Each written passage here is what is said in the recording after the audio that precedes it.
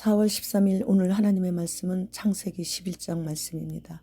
1절로 9절 말씀. 온 땅의 언어가 하나요 말이 하나였더라.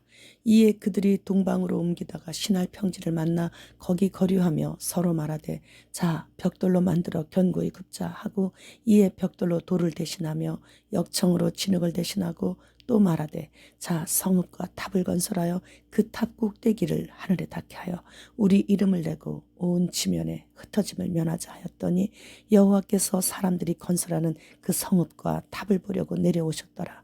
여호와께서 이르시되 이 무리가 한 족속이요 언어도 하나이므로 이같이 시작하였으니 이후로는 그 하고자 하는 일을 막을 수 없으리로다.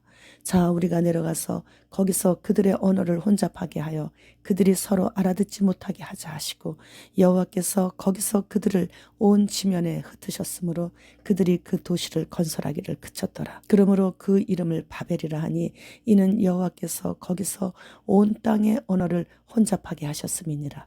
여호와께서 거기서 그들을 온 지면에 흩으셨더라. 본장에서는 노아 홍수라는 대재앙을 겪은 인류가 서로 단합하여 흩어짐을 면하려고 바벨탑을 쌓는 내용입니다.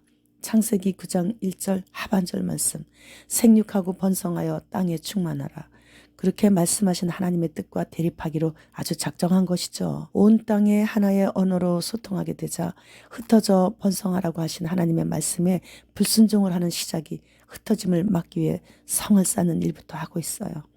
하나님의 이름을 높이기 위해 성을 쌓는 것이 아니고 자신들의 이름을 알리려고 하는 교만으로 하는 것이죠. 여호와께서는 바벨탑을 쌓는 것을 보시기 위해 내려오셨습니다.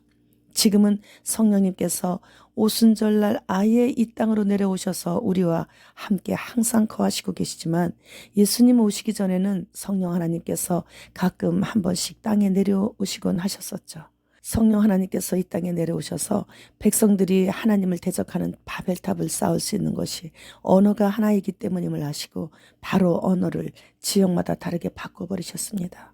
히브리서 11장 4절 하반절 말씀.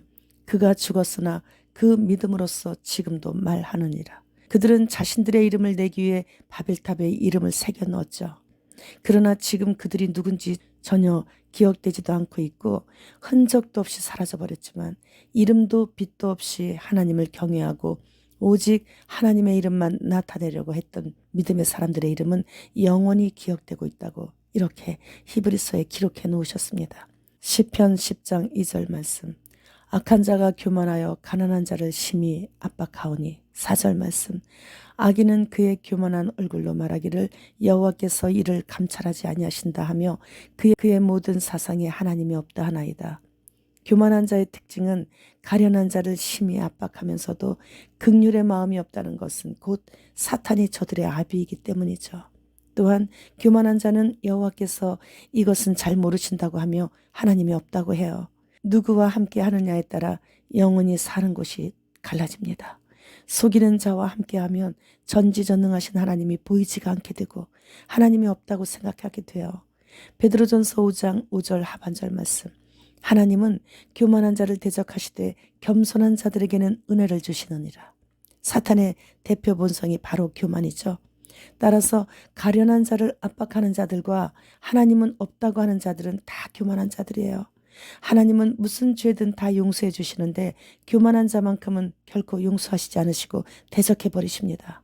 그들은 어둠의 세력을 가진 마귀의 자녀이기 때문에 사탄과 함께 같은 곳으로 가서 영혼을 보내게 되는 것이죠.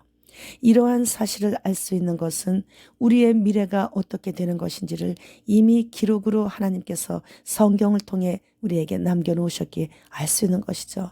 하나님을 따라가면 하나님 계신 곳으로 우리가 가는 것이고 마귀를 따라가면 마귀가 가는 처소로 보내지게 되는 것이죠. 이러한 지극히 평범한 진리를 모르는 사람들의 영원한 비극을 막기 위해 어제도 횡단보도에 서서 오고 가는 사람들을 향해 외쳤습니다. 그런데 어느 한편에 20여 명 이상의 여성들이 모여서 지나가는 사람들에게 미소를 지으며 교회 다니시나요? 교회 다니시나요? 하면서 무슨 전도책자 같은 것을 건네주는 것이 보였어요. 아, 이단이구나. 그것을 순간 알았죠. 그래서 그쪽으로 가까이 가서 그들을 쳐다보면서 우리가 숨쉬는 공기를 만드신 분, 저기 저 강아지를 만드신 분이 오직 유일하신 창조주 예수 그리스도이십니다.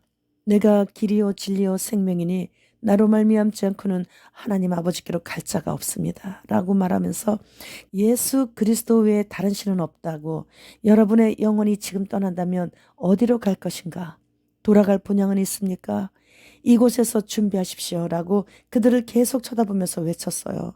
5, 6분 이상 자기들만 쳐다보며 외치니까 그 한 20여 명이 다 뒤로 돌아 하는 거예요. 그래서 이제 제가 주차장으로 가면서 다른 신을 섬기는 사람들은 참신을 섬기는 사람 앞에서 아무 말도 하지 못하는구나. 나는 참신을 섬기니까 이렇게 당당하게 저들에게 구원자이신 유일하신 창조주 예수 그리스도께로 회개하고 돌아오라고 당당하게 말할 수 있게 해주신 것에 얼마나 감사했는지 가슴이 뛰었어요. 너무너무 행복해가지고. 며칠 전에는 전도하는 것을 배우기 위해 김해까지 갔다 오시는 길이라고 하면서 울산에 사시는 여성 구독자님이 전화를 하셨어요. 이분은 회개하라 천국이 가까이 왔느니라와 성경 구절 스티커를 자신의 승용차 양옆과 뒤쪽에 다 붙이시고 다니신대요. 그래서 저는 생각했죠. 아, 이분은 바알에게 무릎 꿇지 않은 7천 명 중에 한 분이시구나. 이렇게 자신에게 맡겨주신 달란트를 땅에 묻지 않고 주인님 오시는 그날까지 장사해서 이윤을 남겨드리는 이런 귀한 종들이 참 곳곳에 우리나라에 참 많이 계시구나 하는 생각을 하면서 하나님께 참 감사했습니다. 마태복음 10장 23절 하반절 말씀. 이스라엘의 모든 동네를 다 다니지 못하여서 인자가 오리라. 오래전에 이스라엘의 유대인 선교 신학교를 졸업한 6명의 전도자들이 이스라엘 전역의 구석구석을 다니며 예수 그리스도만이 하나님이심을 전하고 있다는 이야기를 들었어요. 이제 거의 다 다녔을 것 같아요. 그렇다면 이제 우리 주님이 오심이 아주 심히 가까웠다는 것이죠. 주님 곧 오십니다. 주님 어서 오시옵소서. 마라나타.